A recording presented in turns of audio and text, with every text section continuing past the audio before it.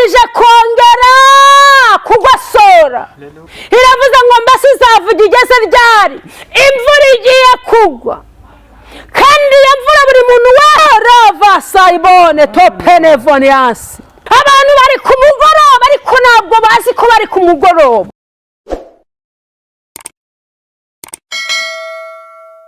Imana y'amahoro nibane namwe mwese abadukurikira ku Muremyi TV. Imana ibahe umugisha, turabasabiye mwebwe mwese twavuga ngo tubasabire umugisha. Dukurikire, uhaga, wicare, urebe neza, wumve icyo Imana igushakaho. Reka tumwakire mu izina rya Yesu Kristo.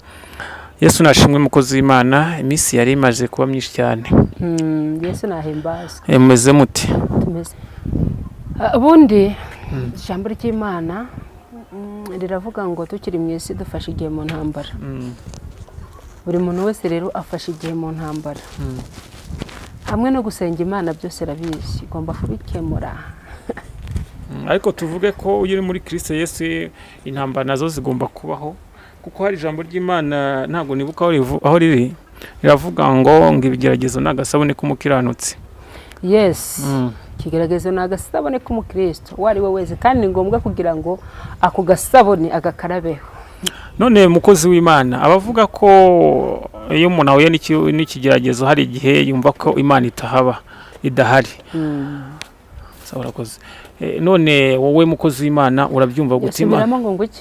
Hari abavuga ko iyo umuntu ahuye n'ikigeragezo akabona biramurenze, wenda yanashonje cyangwa bamusohoye mu nzu, avuga ko Imana yamuretse. Wowe wumva ko Imana iba yaretse umuntu cyangwa nukundi ni iby'isi niko biba bimeze? Ntabwo Imana iba yakuretse. Ijya yemera ko byose tubinyuramo. Ijya yemera ko ibigeragezo tubicamo, ijya yemera ko inzara tugeraho, mbese ibintu byose yemeye ko bikugeraho. Yego. Nanjye nakubwiye ngo tukiri mu isi dufashe igihe mu ntambara. Biri muri yo bice 7 umurongo wa mbere. Tukiri mu isi dufashe igihe mu ntambara. Kandi ni ngombwa ngo umuntu wari we wese iyo ntambara agira uti ayinyuremo. Hanyuma rero reka ngubwire ngo uko byagenda kose ni ngombwa kugira ngo umukristo, iyo Imana yabyemeye ibyo byose bikugeraho. Inzara ikugeraho atari uko utasenze, inzara ikugeraho suko utavuze Imana. Ijya yemera ko ibyo byose ikagwagarika ku munzani, ikagupima, ikavuga ati reka mugerageze ndebe ko kwihangana agushoboye.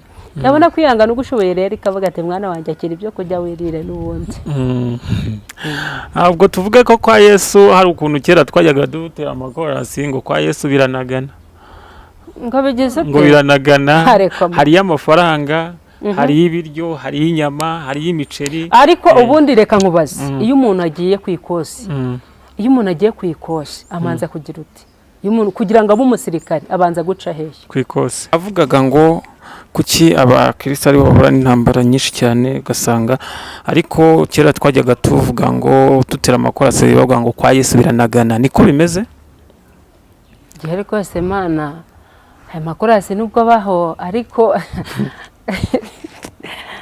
reka mvuge ngo uko byagenda kose iyo umuntu agiye kuba umusirikare hari aho amanza guca kugira ngo bamuhe ipeti. Yego, aca ku ikosi bakamukubita za nkoni bamanza bakubita, yewe bakamunyuza no muri bya byondo. Iryo ni ikosi ryo kugira ngo ejo hazaza azabe umusirikari nyamusirikari. Kuko bamwinjije mu gisirikare atanyuze ku ikosi yazajya agera ku rugamba akiruka, bamukanga akiruka. Rero kugira ngo agere ku abo umusirikare nyamusirikari ahabwa ipeti nuko abanza guca hehe ku ikosi. Navuga ngo rero abantu bari gutinya gukurikira Imana kubera ko ibintu by'Imana ngo biragoye, ariko ibya Satani byo ngo bibona byoroshye. Hanyuma reka ngubwire ngo muri iyi minsi, muri iki gihe ntabwo Imana igihendahenda. Ntabwo igihendahenda. Nasomye ijambo ry'Imana rirambwira ngo umuntu umwe abwira Yesu hari igihe yirirwaga mu isi, bwakwira nimugoroba akazamuka umusozi kujya gushaka izindi mbaraga. Hanyuma rero umunsi umwe uyu muntu abwira Yesu aramubwira ngo nifuza kugukurikira. Yesu amubwira ijambo rikomeye, aramubwira ngo ingunzu zifite imyobo zibamo ndetse n'ibiguruka bifite ibyari mu kirere, ariko umwana w'umuntu ntafite aho kurambika iki umusaya. Si uko yari ahabuze, si uko atarashoboye kugenda ngo avuge ati ndaryama. Amazu yose bwari uburenganzira bwe kuba yakwinjiramo akaryama, ariko yirirwaga mu isi avuga ubutumwa, bwakwira nimugoroba akazamuka iki umusozi. Hanyuma rero uko byagenda kose byose Yesu arabishoboye kandi yera iri mu kazi kuyikurikirana uburenganzira bwawe no kutayikurikirana uburenganzira bwawe. Niba twicaye hano turimo tubwira isi yose, ntabwo turakubwira ngo kizwa vuba vuba, ntabwo turakubwira ngo oya, ahubwo Imana yonyine niragusanga ikwemeze. Njye ntabwo nshinzwe kuba nakubwira ngo ihane, ngo tuvuge ko utari gutegeka, ntabwo ari ugutegeka. Njye ntabwo nategeka gute? Mfite gutegeka nagenda mbwira buri muntu wese ati ihane, nutihana urapfa. Ariko oya, icyo nshinzwe ni ukukubwira ngo ngakwereka inzira ukwiriye gucamo, hanyuma wabona ari nziza ukayinyuramo. Yego. Yesu ati yemwe abarushye n'abaremerewe musange ndabaruhura. Ariko abantu ntabwo bari kubyemera ko Yesu abaruhura. Abantu bari gushaka kwicira inzira. Ntabwo Imana igihendahenda reka, ntabwo turi mu gihe cyo guhendahenda. Ntabwo Imana igihendahenda ngo yongere oya, yaraguhendahenze mbese nawe reba, yaraguhendahenze irakwinginga mwana wanjye oya. Hanyuma rero turi mu gihe cy'Imana itari guhendahenda, iri kukubwira ngo ihane. Niba utari wo kwihana ibyo ntibikureba, ni ukubera ko Imana iri kubikubwira kugira ngo urokore iki ubugingo bwawe. Inzira ni ebyiri, inzira ya gihogera n'inzira ikujyana hehe mu ijuru. Ni wowe ukwiriye guhitamo inzira ukwiriye kugira ute gucamo. Muririmbyi umwe arangije aravuga ngo nushaka ko tujyanayo ihane mwiringire gukiza ubu, wihane kandi uwo mutwaro wikoreye mwemerera ugutururuhuke ngo tuzabane mu ijuru. Wihane. Yego. Rero Imana iri kukubwira ngo niba ushaka ko tujyana muri uru rurembo rwo mu ijuru, ongera wisuzume. Imana ishimwe. Muririmbyi umwe cyane nigeze kugira ahantu muri Charismatique, Abagatolika nabo hari abantu barimo basenga b'Abakatolika. Mu Charismatique umuntu umwe atera ikorasi, numva nafashijwe niya korasi na n'uyu munsi ntizirikana ngo icyumva. Arangije aravuga ngo yego, arangije aravuga ngo subiza shitani byayo, niba atari ngibyo itungurwa rikugezeho. Musubize ubujura, musubize ubusambanyi, umusubize ububeshi, mbese ibyo uzi ukora bitari byiza ubisubize shitani. Niba atari ngibyo itungurwa rigize ute rikugezeho. Yego. Urakoze cyane mukozi w'Imana, Imana kandi guha umugisha. Twari turi muri introduction kugira ngo dutegure abadukurikira igihe cyose. Mwabyumvishije rero, itungurwa riraje.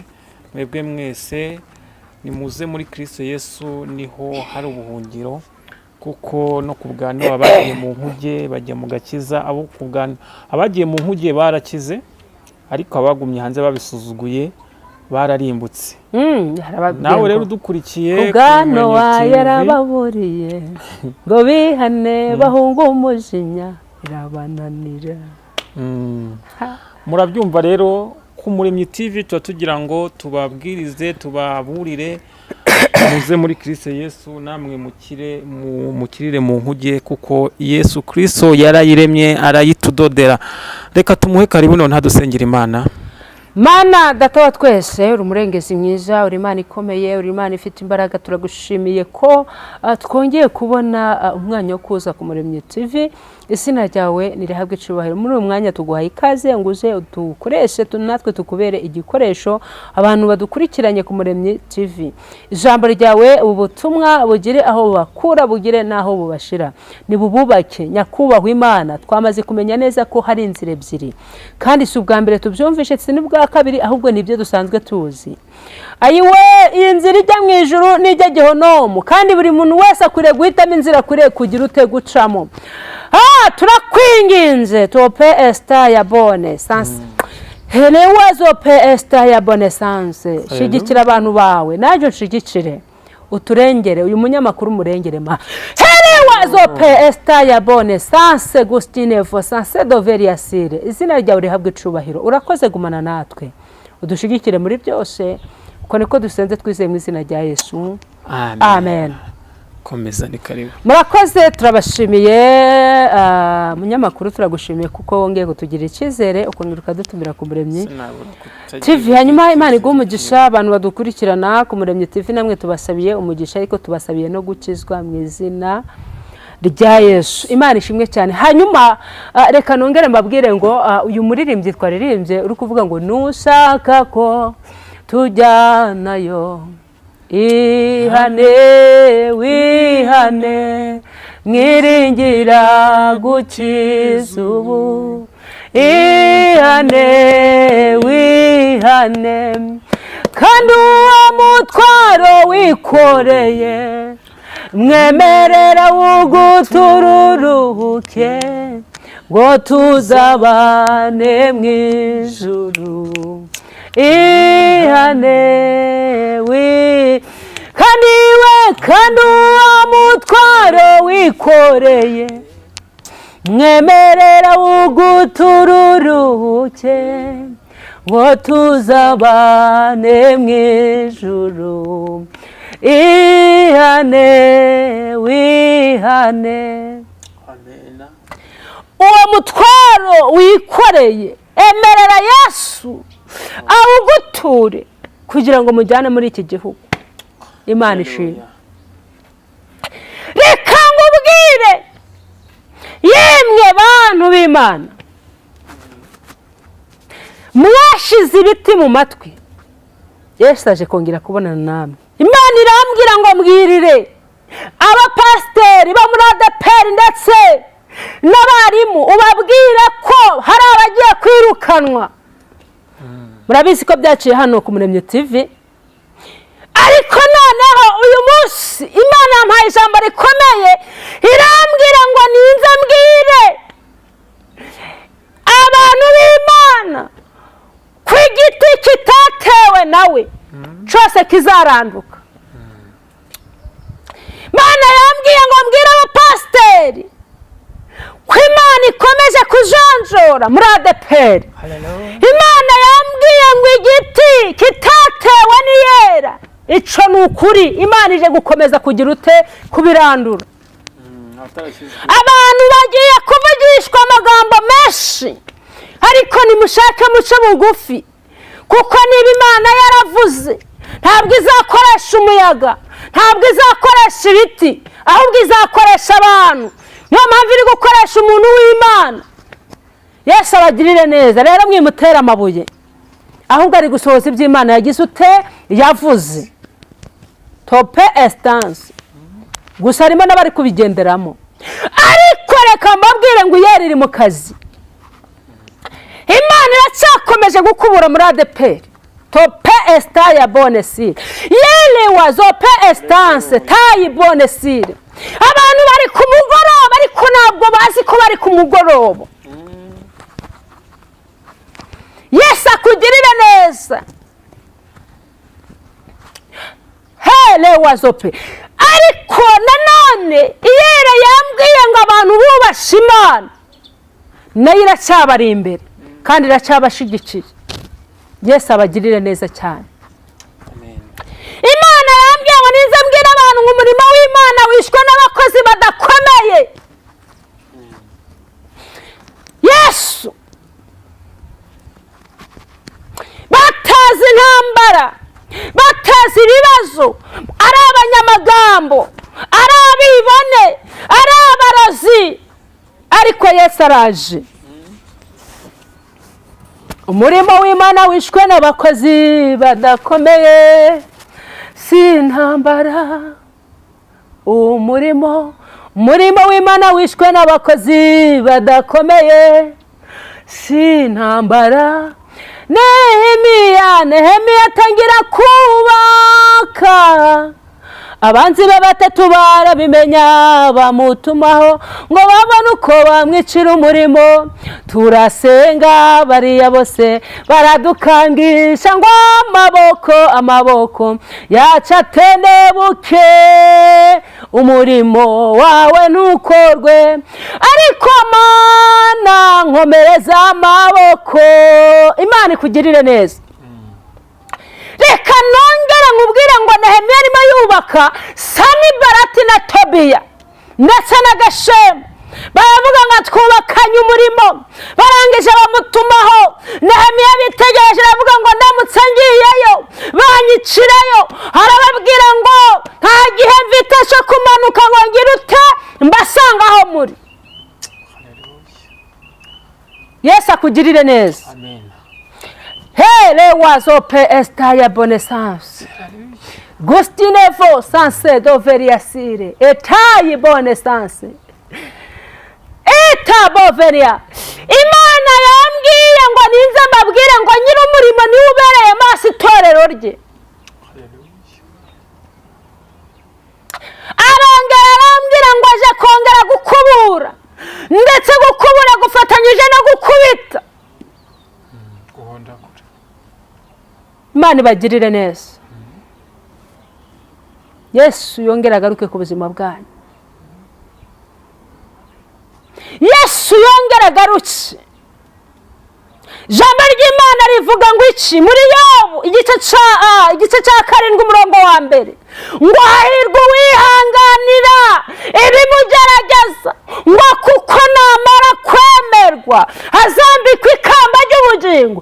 Ariko benshi baraneshejwe, abapasitori baraneshwa, abarimu baraneshwa, abashumba baraneshwa.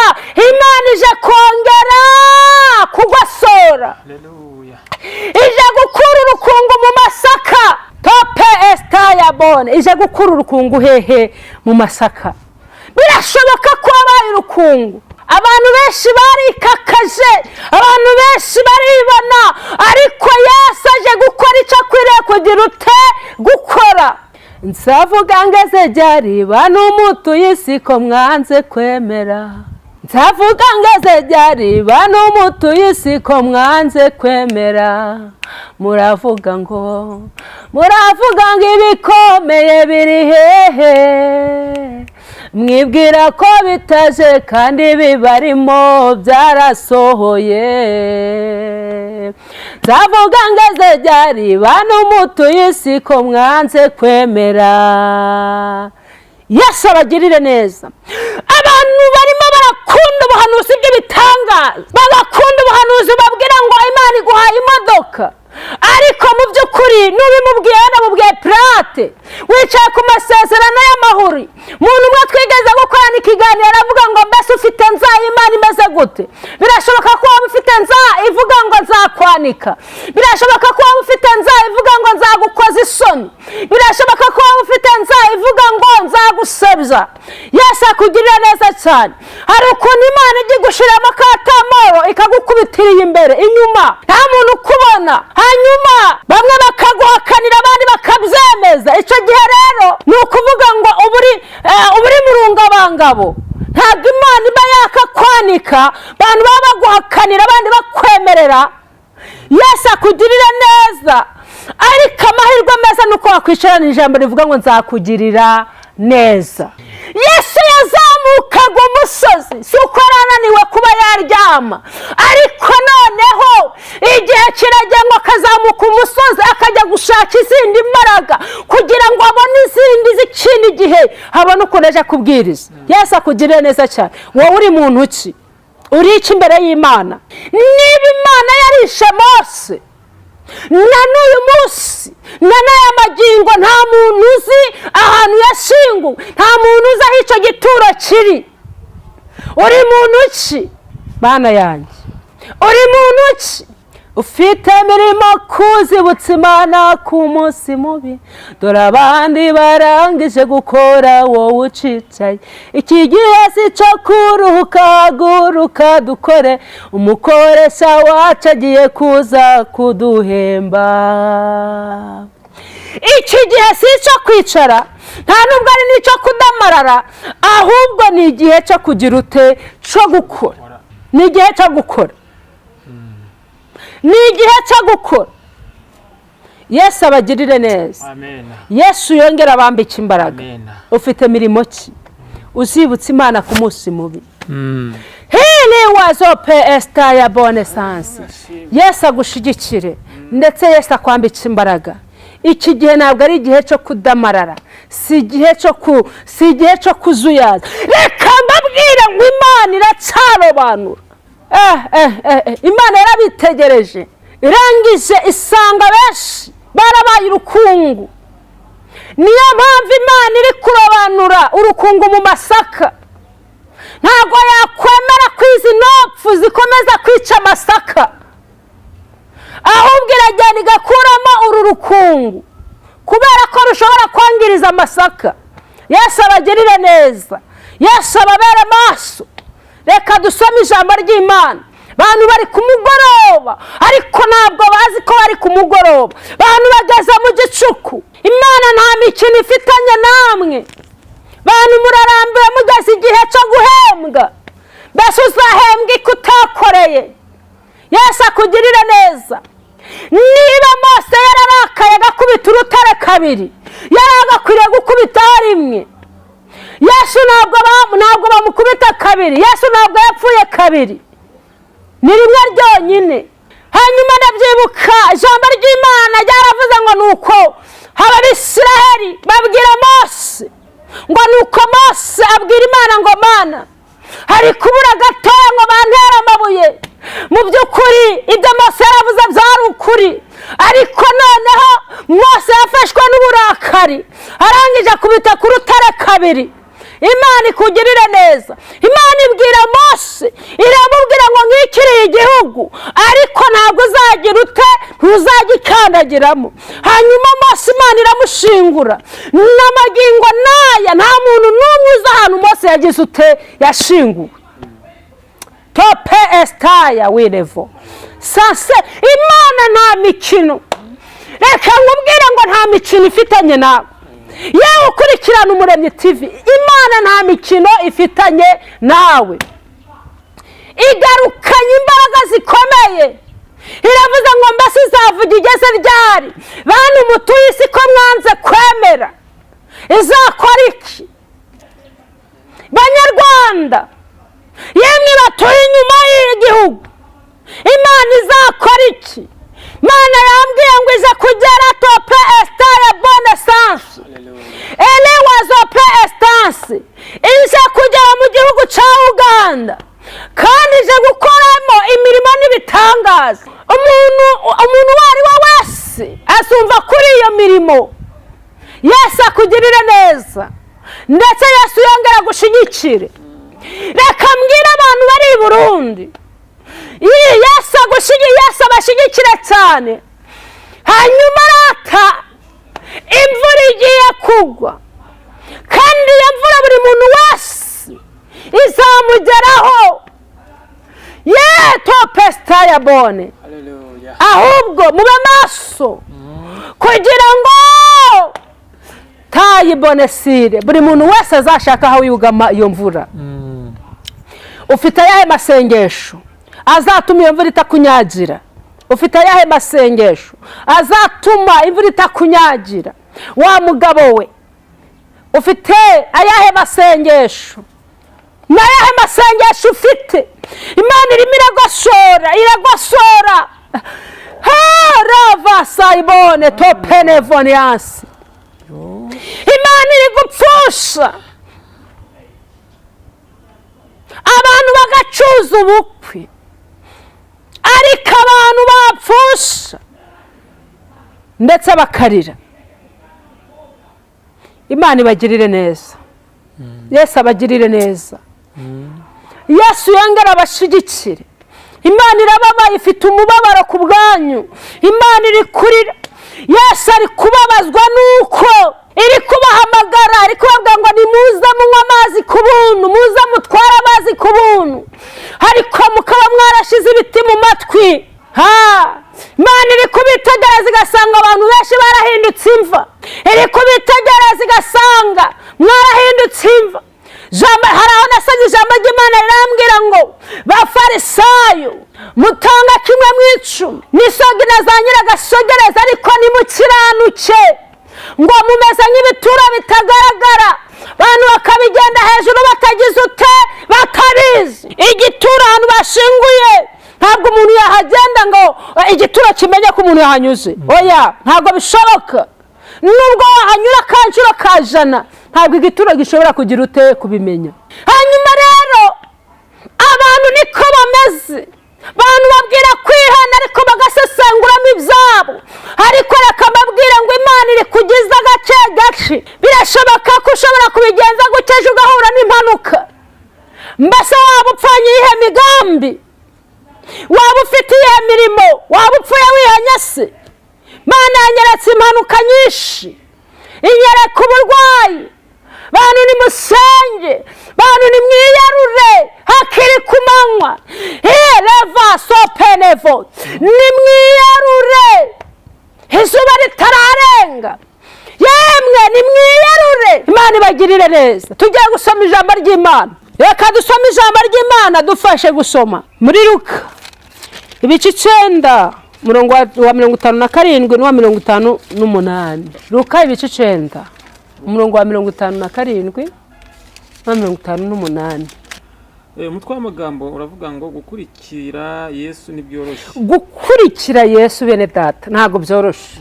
Bisaba kwiyanga. Bakiri mu nzira, ngo bakiri mu nzira, umuntu arababwira ati, ngo umuntu aramubwira ati, ndagukurikira ujya hose. Uyu muntu yari ari kubibwira Yesu, uyu muntu yari ari kubwira Yesu ngo aho ujya hose ndagukurikira. Ngo bakiri no mu nzira, bigaragara ko bari bahuye. Umwe agenda n'undi agenda, bagahurira mu nzira. Ngo hanyuma arangije aramubwira ngo ndagukurikira aho ujya hose. Yesu aramubwira ati, ngo Yesu aramubwira ati, ingunzu zifite imyobo, n'ibiguruka mu kirere, ndetse n'ibiguruka mu kirere bifite ibyari, ngo bifite ibyari, ariko umwana w'umuntu ntafite aho kurambika umusaya. Yesu akugirire neza. Tugiye gusenga, tugiye gusenga Imana, tugiye gusenga. Kandi bajya bavuga ngo nta nturivugira ku musozi iki, mwakumva mutakumva. Yesu azagaruka, kandi ikindi cya kabiri buri muntu wese azahemberwa ibyo yagize ute, ibyo yakoze. Uyu muntu nta gahunda yari afite, ahubwo yashakaga kujya kwicumbikira uko nabyumva. Yashakaga ko Yesu amucumbikira, ariko na Yesu aramubwira ati, rata ingunzu zifite imyobo zibamo n'ibiguruka bifite ibyari, ariko umwana w'umuntu ntafite aho kurambika umusaya. Yesu yirirwaga mu isi, bwakwira akazamuka umusozi akajya gushaka izindi mbaraga. Reka dusengane Imana. Mana data wa twese, haleluya. Imana igira neza, Imana ifite ubutwari, Imana ifite ubushobozi. Uri umukozi w'umuhanga. Tumaze kumenya neza ko Yesu yirirwaga mu isi, bwakwira akazamuka umusozi. Turakwinginze cyane ngo twemerere natwe dushike. Abantu babapimye ibiro ntibashika, abantu bageze ku minzani irabanyeganyeza, ariko uyu munsi wa none ongera wegera abantu bawe, wongera ubagirire neza. Data wa twese uri mu ijuru, izina ryawe rihabwe icubahiro. Urakoze Mana, kubera ko witwa ndiho. Bantu bawe bashigikire, kandi ijambo ryawe riravuga ngo umwigisha n'umwigishwa bagabane. Turagabanye Mana, tugirire neza, kandi nutwubaka turubakika. Turakwinginze ngo tuje imbere yawe, twongeye guhinduka basha. Izina ryawe rishimwe. Urakoze gumana natwe, uko niko dusenze twizeye mu izina rya Yesu. amen. Reka tumusabe noneho aduhe nimero za telefone kugira ngo mujye mwakura noneho abasengere. Ni karibu duhe nimero zanyu. 0788 51 34 65. 0788 51 34 65. Imana ibahumugisha. Imana ishimwe cyane. Rero turabashimira kandi mugira umugoroba mwiza, muradukurikira kandi n'ukuri ibi mujye mubikora, mukoreshe ubutumwa ni bwiza kuko Imana nishaka, kuko abasatani bari gukora cyane, natwe ab'Imana bakurikira Imana kandi dufite kwizera dufatanyije urugendo, reka twirukanke kugira ngo noneho twese tuzajyane, kuko nibyo bikwiriye abana bari muri urugendo. Ciao ciao, Imana ibarinde.